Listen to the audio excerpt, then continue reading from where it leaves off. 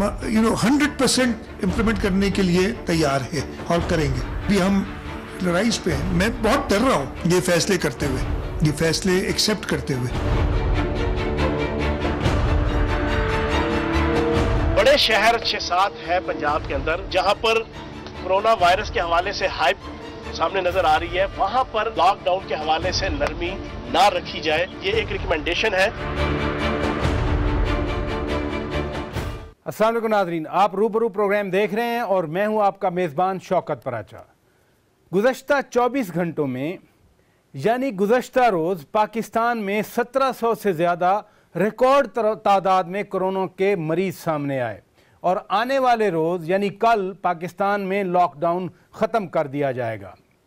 वफाक ने यह फ़ैसला किया। अच्छी बात है कि आज सिंध के वज़ीर आला सैयद मुराद अली शाह ने ऐलान किया कि हम 100% इस फैसले पर अमल दरामद करेंगे। ये अलहदा बात है कि पहले दिन से ही लॉकडाउन के मामले पर वफाक और सिंध आमने सामने रहे हैं।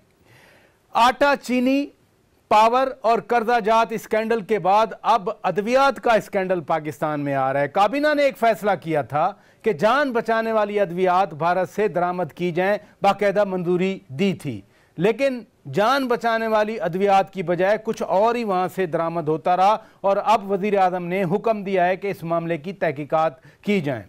चौधरी बरादरान और नैब के दरमियान तनाज़ा तो चल रहा था। अब नैब ने मियाँ शहबाज शरीफ को एक सवालनामा थमा दिया है जिसका ताल्लुक चोलिस्तान में लाल सुआरा लैंड अलॉटमेंट के हवाले से है।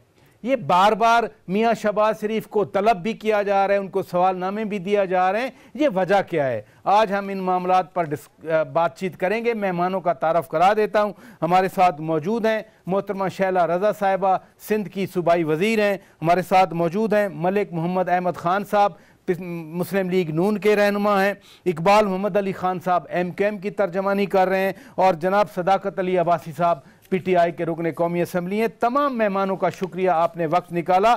शैला रज़ा साहिबा, कल लॉकडाउन ख़त्म हो रहा है, मुल्क खुल जाएगा। सैयद मुराद अली शाह ने बाकायदा ऐलान भी कर दिया, लेकिन फिर भी सूबाई वुज़रा ये तासर दे रहे हैं कि वफाक ने चढ़ाई किए रखी हुई है और दूसरी तरफ से भी तकरीबन ऐसा इंप्रेशन आ रहा है। अब ये मामला ख़त्म हो जाना चाहिए था।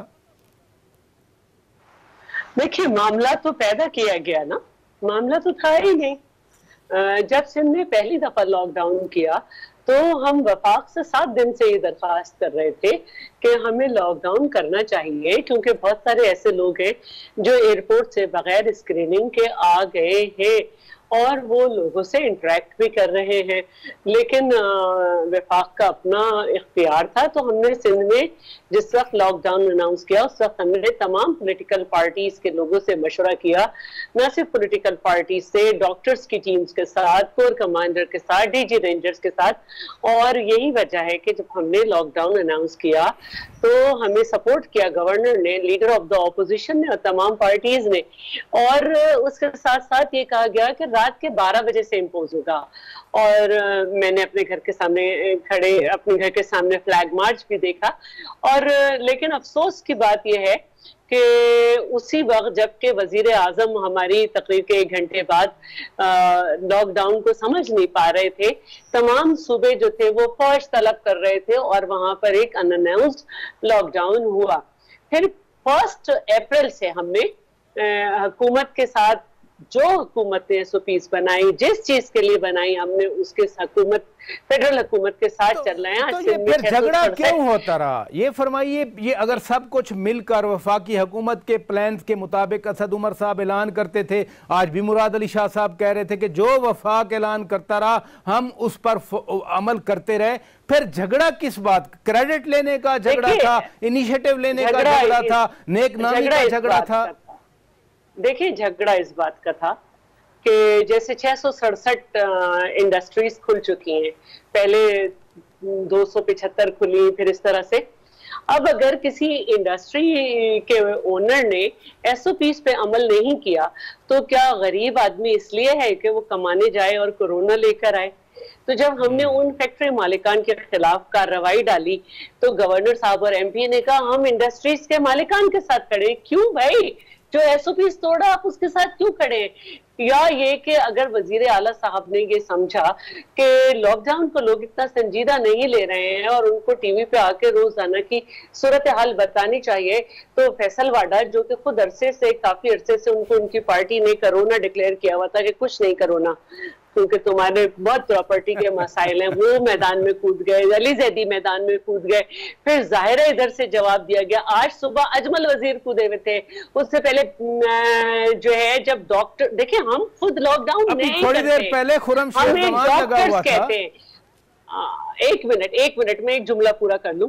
आज भी अखबार जो है वो WHO से भरे हुए हैं कि वो उन्हें तशवीश का इजहार है जहां लॉकडाउन हटाया जा रहा है।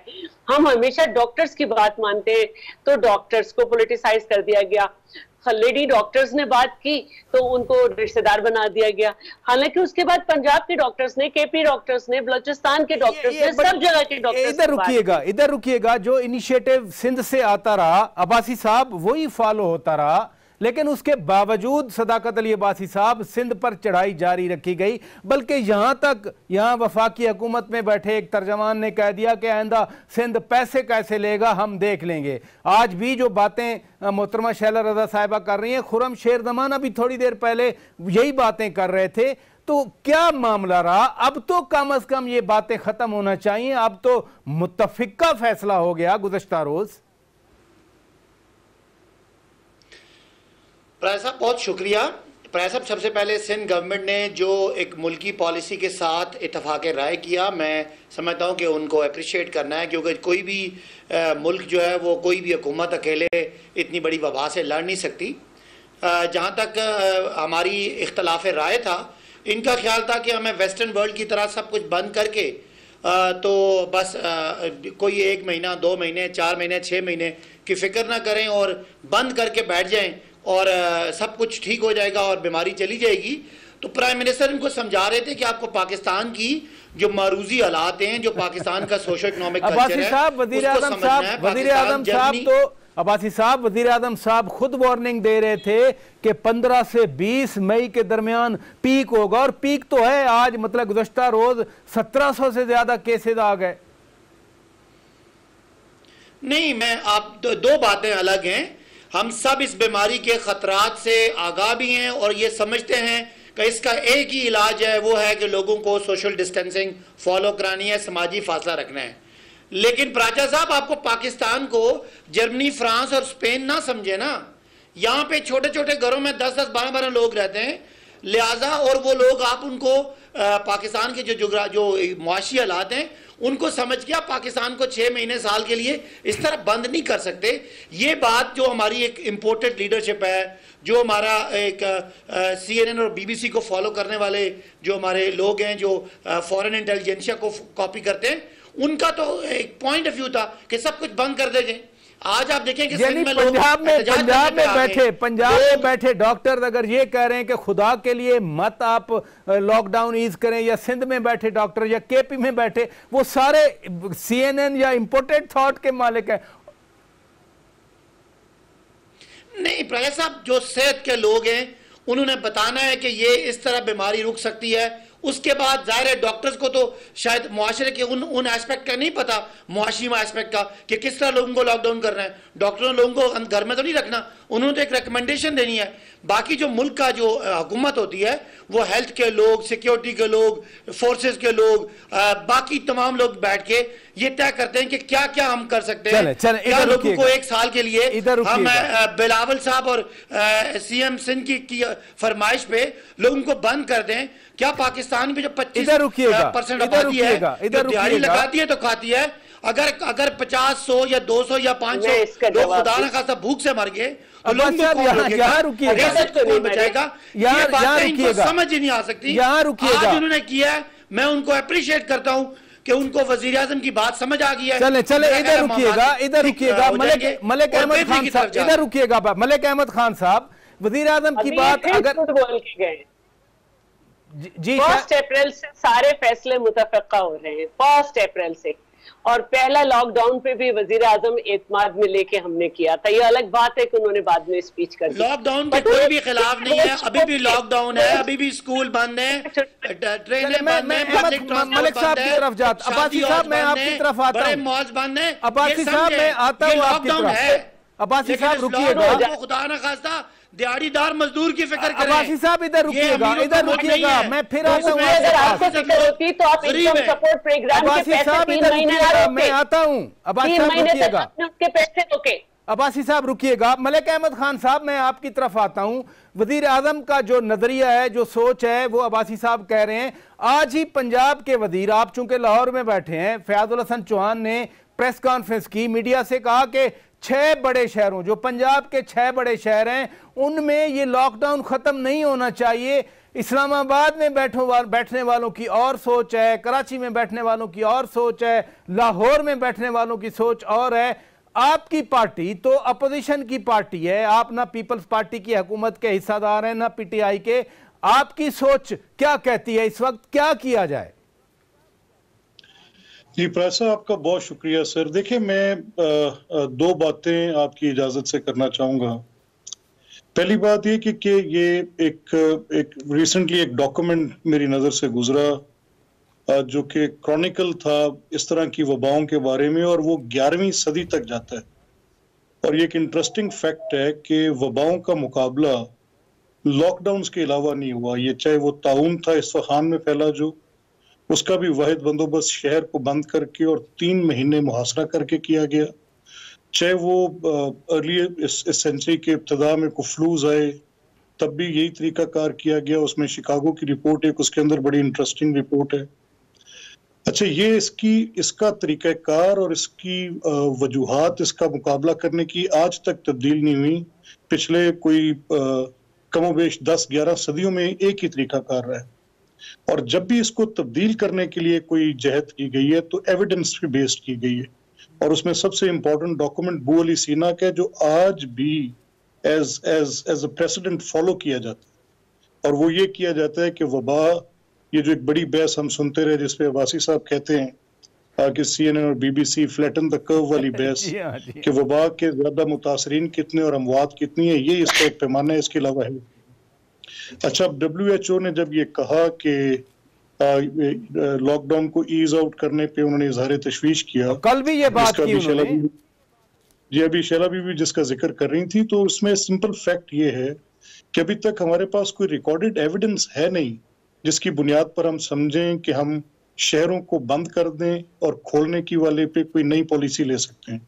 अच्छा, अब ये इस हुकूमत का एक मसला रहा है फ्रॉम डे 1, जिसमें एक बहस खुली। पहले पब्लिक सेफ्टी वर्सेस इकोनॉमी की बहस खुली, और उसमें डेली वेजेस की बात आई, और फिर उसके बाद ये मामला उठा कि इकोनॉमी वर्सेस रिलीजन तक चली गई कि मसाजिद खोलें या ना खोलें।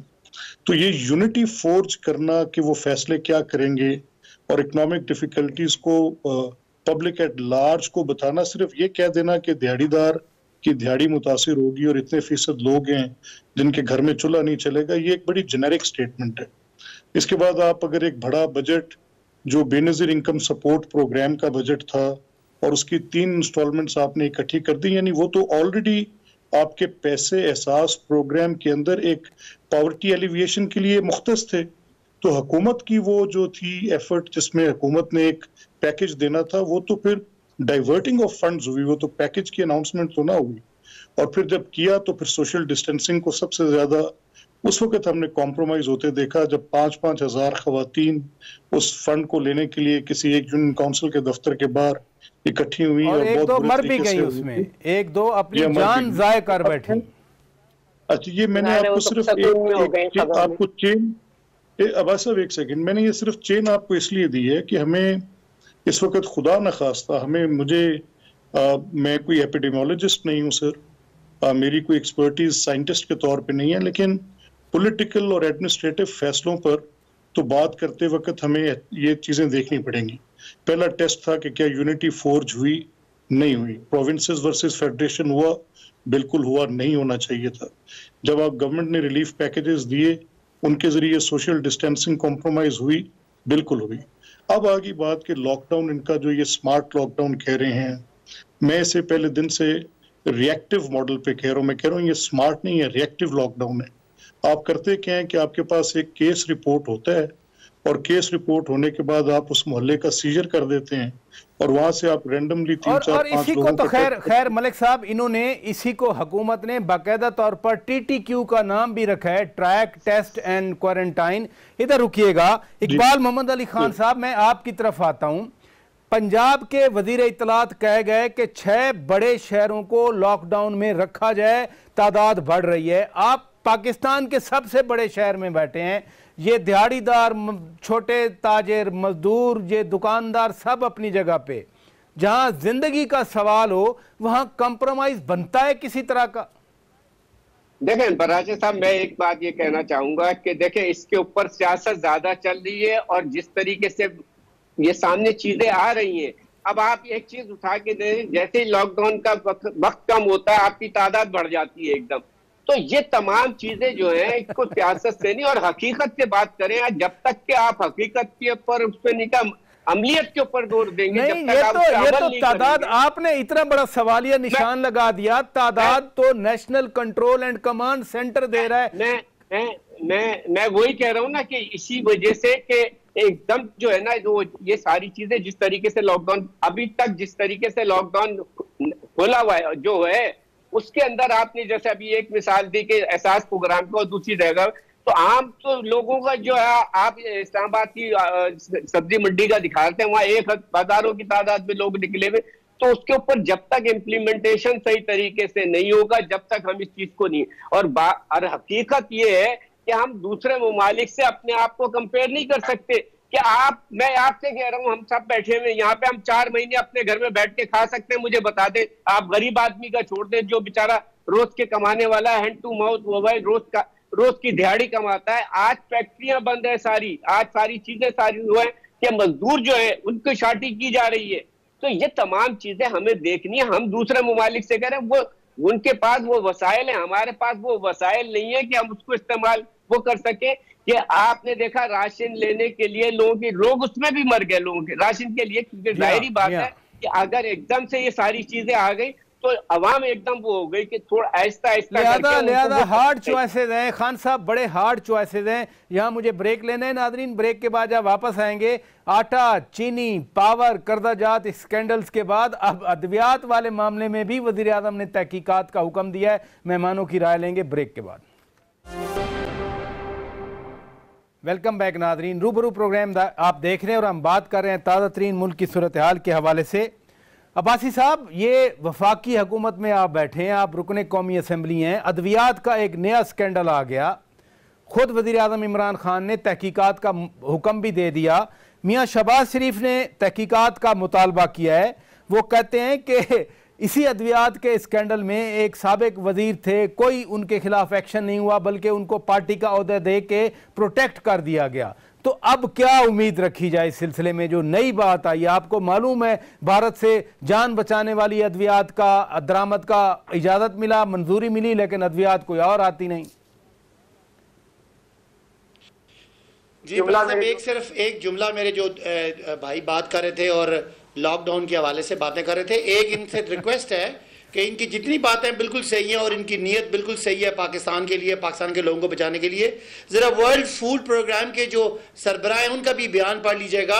उन्होंने कहा है कि 25 करोड़ लोग जो है वो भूख की वजह से आने वाले दिनों में मर सकते हैं।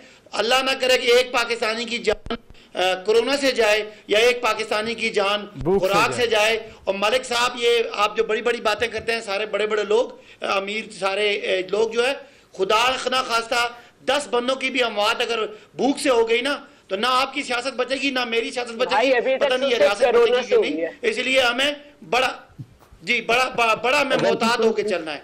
अब जहां तक बात है आपके सवाल की प्राचा साहब, जी, तो ये किसी भी मुआशरे में ये जुर्म होना, ये शायद कोई भी ये नहीं कह सकता कि जुर्म ये मलिक साहब बात कर जी, मलिक साहब आप जवाब देना चाह रहे हैं पहले पार्ट का? जी मलिक साहब अपनी बारी बोल लेते हैं, मेरी बारी में आके जवाब नहीं, वो चूंकि आपने फिर रेफरेंस दे दिया ना उनका, आपने नाम लेख के पुकारा, ये तो पार्लिमानी आदाब के मुताबिक। जी मलिक साहब को तो मैं वो उनको तो मैं सिर्फ एक बात, अगर आपकी इजाजत हो तो मैं सिर्फ एक बात कहना चाहूंगा कि वो कोई किसी सल्तनत के शाह खड़े थे और उन्होंने पानी में पत्थर फेंका, तो पीछे सारे मेरे जैसे हवारी खड़े थे, उन्होंने सवाल किया बताओ भाई ये जो पत्थर मैंने फेंका है ये पानी में क्यों डूबा है?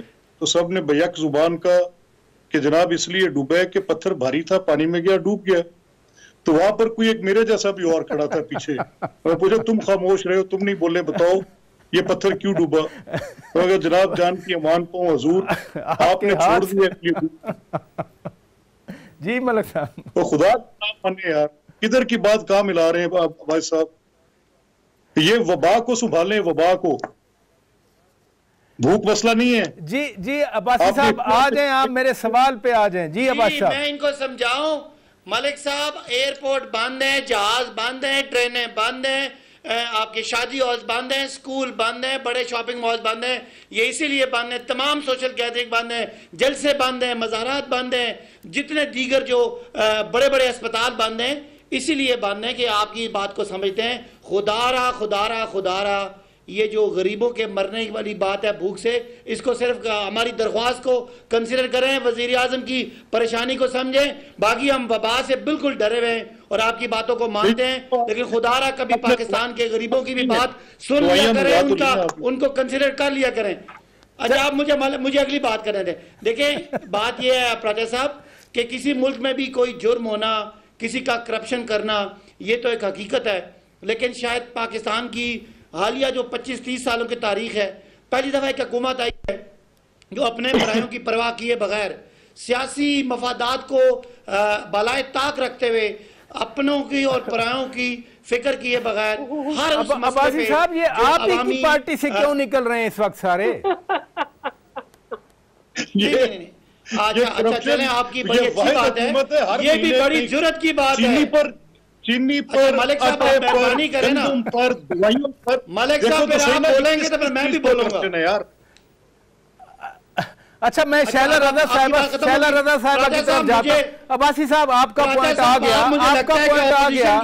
अब्बासी साहब नहीं आया मेरा पॉइंट, आपका पॉइंट आ गया। मैं फिर आता हूं आपकी तरफ, मैं फिर आता हूं। ना मैं फिर ऑपोजिशन की बातों को खुला टाइम देते हैं और मेरी बात में दरमियान में पूरे 5 मिनट आप बोले, ईमानदारी की बात है, पूरे 5 मिनट में अब्बासी साहब पूरे 5 मिनट दिए आपको। आपने मलिक साहब को एंगेज किया और पूरे 5 मिनट दिए। आप इधर रुकिएगा, प्लीज रुकिएगा, आपने इंपॉर्टेंट बात कर दी। आप सिर्फ मुझे जुमला मुकम्मल करने दें। जी जी, कि खुदारा अच्छी बात है आप हमारे वजीरों पे नुक्ताचीनी करें, जब यकीन माने, जब मलिक अहमद खान साहब जैसे लोग करप्शन और करप्ट लोगों की बात करते हैं, मेरा दिल खुश होता है कि किसी वक्त इनको इधर रुकिएगा, मैं अब शैला रजा साहिबा का पॉइंट ऑफ व्यू ले लूं। इधर रुकिए, वो सुप्रीम कोर्ट की कार्रवाइयों को भी। अच्छा इधर रुकिए अब्बासी साहब, आपका एक जुमला आ गया। अब्बासी साहब एक जुमला आ गया। मोहतरमा शैला रजा साहिबा वो दावा तो दुरुस्त कर रहे हैं ना कि अगर हमारे अपने भी वुज़रा हैं तो पहली बार हम जुर्रत करके उनके खिलाफ एक्शन ले रहे हैं, तहकीकात कर रहे हैं, हम उनको उनके बारे में रिपोर्ट ला रहे हैं सामने। अच्छा मैं जल्दी और इनके जवाब को भी पिछले 25-30 साल में जो बिजली का अब जवाब तो ले लेना, आप रुके ना, जवाब ले लेते हैं, हमारी जिम्मेदारी है। अब्बासी साहब आप रुक जाए ना, जवाब ले लेते हैं, रुक जाए अब्बासी साहब, रुक जाए, आप जवाब ले लेते हैं। जी जी जी शैला रजा साहिबा जी, मैं वो बातें करूंगी कि प्रोग्राम छोड़ के भागना पड़ेगा। नहीं प्लीज देखिए मैं आपको एक बात बताना चाह रही हूँ कि 9 जो मंथ्स है यानी कि 3 क्वार्टर्स में अभी तक जो फेडरल ट्रांसफर है उसमें से इनको 13.297 बिलियन इन्होंने कम दिए। इस पेंडेमिक की सूरत हाल में जो हमारा ड्यू शेयर बनता है उसमें इन्होंने 13.297 बिलियन कम दिए हैं। इन्हें बिलावल साहब इसलिए बुरे लग रहे हैं कि वो ये कह रहे हैं कि ये जो आम हालात होते हैं उसमें भी बजट होता है वो कितने मिले, जरा उसके भी फिगर बता दे। मैं आपकी तरफ आता हूँ, जी जी प्लीज, मैं बहुत देर दोनों को सुनती रही हूँ जी। प्लीज आप बोले, मोहतरमा शैला रजा साहिबा आप बोले। शेर जमान ये बात कह के गए तो मैं इनको ये बता देना चाहती हूँ कि 3 क्वार्टर्स में इन्होंने 13.297 बिलियन कम दिए, जबकि पेंडेमिक की सूरत हाल में इन्हें चारों सूबों को इजाफी पैसे देने चाहिए थे। आज हम अपनी सलाहियत से इस जगह आ गए कि सुबह सिंध ने सिर्फ 24 घंटों में 5,532 टेस्ट किए हैं। अब मैं आती हूँ आपके दूसरी बात की तरफ। जी जी देखिए, बात यह है कि पहले जो इनके मिनिस्टर साहब थे जिन्होंने 400% तक दवाएं बढ़ाई, जैसे कि आपने बताया कि उनको पार्टी से वजारत से तो हटा दिया, पार्टी में मजबूत जगह दे दी गई। फिर खुसरो बख्तियार के साथ भी यही किया गया। फिर हमने ये देखा कि पूरी दुनिया को मालूम था कि कौन है आटा चोर, कौन है चीनी चोर, लेकिन वो बराबर में बैठे रहे, एक्सपर्ट बन के मशवरे देते रहे।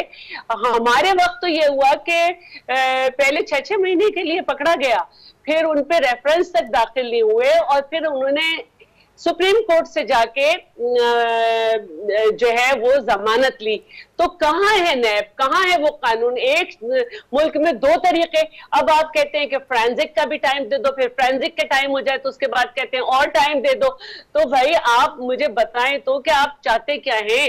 अब जो है वो आपको याद आ रहा है कि इसमें अमेंडमेंट होनी चाहिए, ऑर्डिनेंस का टाइम खत्म हो गया, तो आप वही करें ना जो हमारे साथ किया था। नैब से कहें नैब पकड़ो, बजाय इसके आप नैब के चेयरमैन की फिर कोई पिक्चर वो वीडियो निकाल लाएंगे। Fair point. इधर रुकिएगा, इधर रुकिएगा, फेयर का हवाला दे दें आपके दौर की। फेयर पॉइंट, इधर रुकिएगा। इकबाल मोहम्मद अली खान साहब, इकबाल मोहम्मद अली खान साहब आप हमारे दौर में जेल में थे क्योंकि वो आजम सवाती जो इस वक्त आपके साथ है, उन्होंने कुरान पे हलफ लिया था कि मेरे पास सबूत है। फिर वो 4 साल तक कोर्ट में नहीं गए और कोर्ट को भी सलाम है कि उसने नहीं बुलाया। और फिर जब हमारी हुकूमत खत्म हो गई तो वो बरी हो गए। ये होता है कि अपने दौर में अपना वजीर जेल में था, डाल के तो दिखाएं जरा किसी को। इकबाल मोहम्मद अली खान साहब की राय ले लूं। इकबाल मोहम्मद अली खान साहब, अद्वियात के हवाले से आप वफाकी हुकूमत के पार्टनर हैं, आप इत्तेहादी हैं।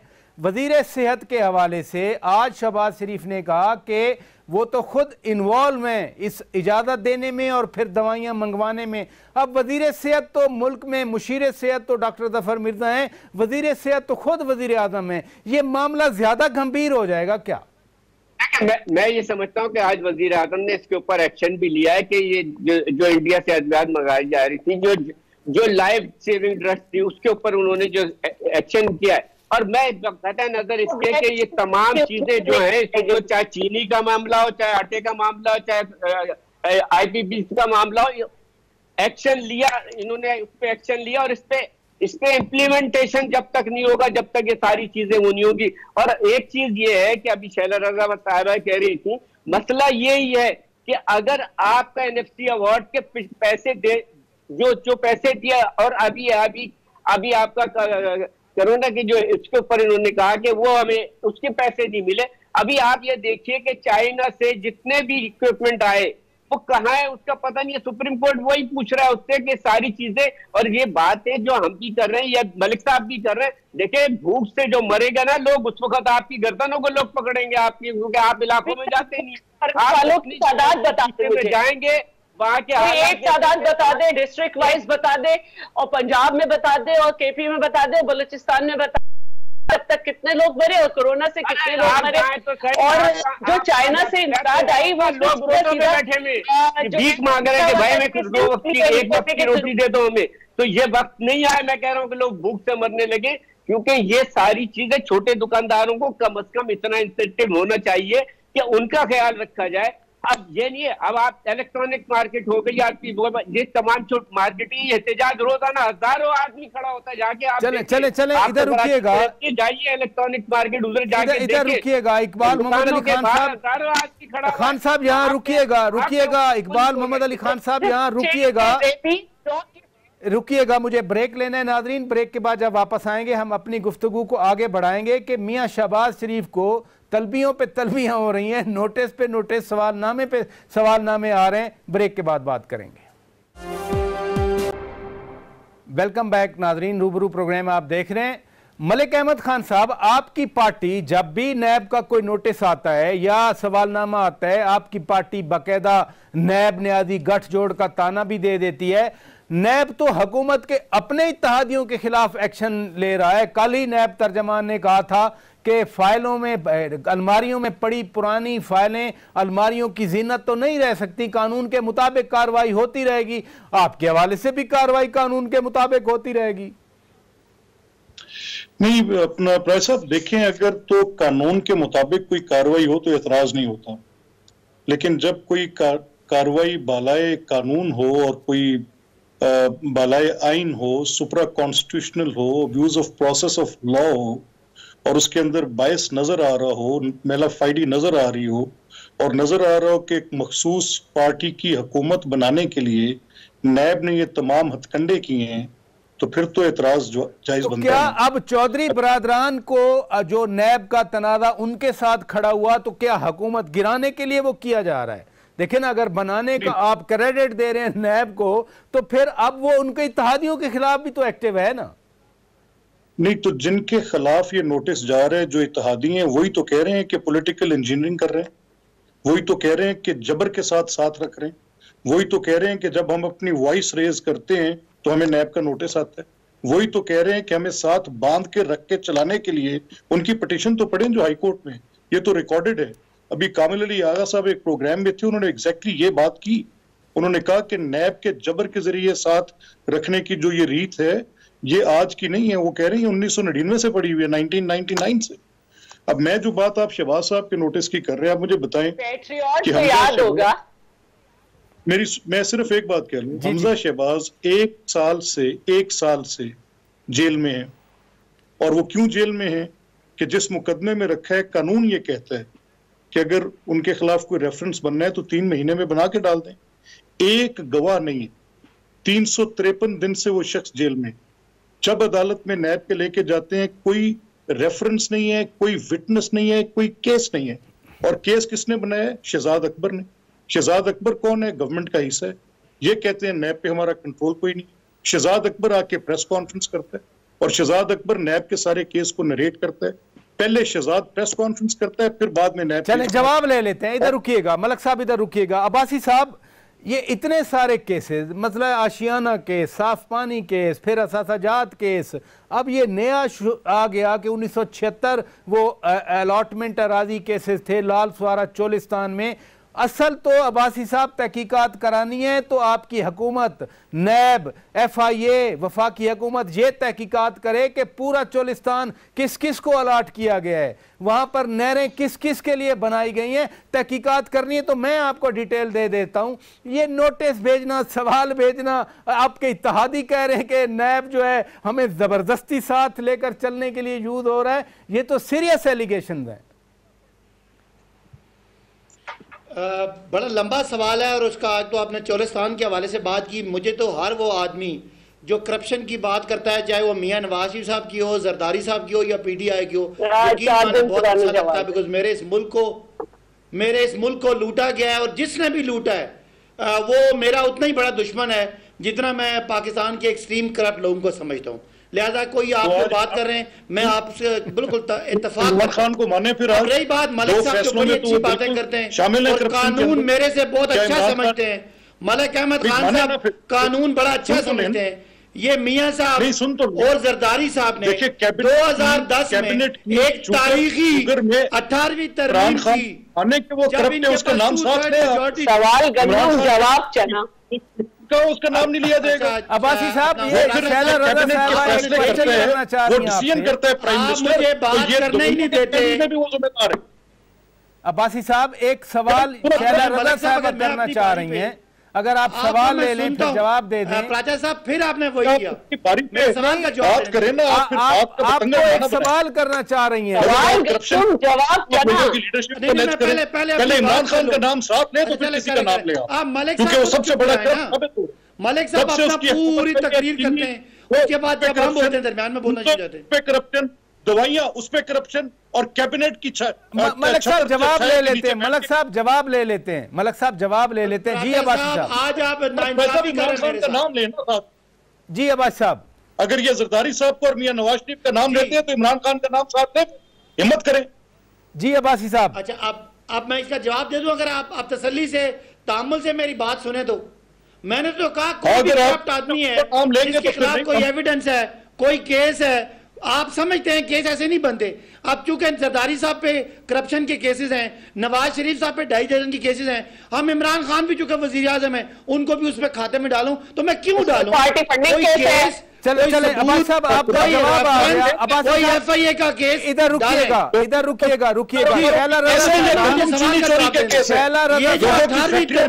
अब्बासी साहब रुकिएगा। 18वीं तरमीम जब आपके मेरे भाई चेयरमैन के इख्तियारात पे कोई एतराज था तो आप खत्म कर देते। अब्बासी साहब इधर रुकिएगा। उस वक्त आप नैब के अब्बासी साहब इधर रुक जाइए। आपको पकड़ने के लिए अब्बासी साहब रुकिए। अब्बासी साहब जवाब आ गया। बुरा लग रहा है। अब्बासी साहब रुक जाइए प्लीज। शैला रजा साहिबा देखिए, जो जरा एक सवाल कर लूं ना, मेरी बात तो सुनिए ना। अब्बासी साहब रुक जाएं।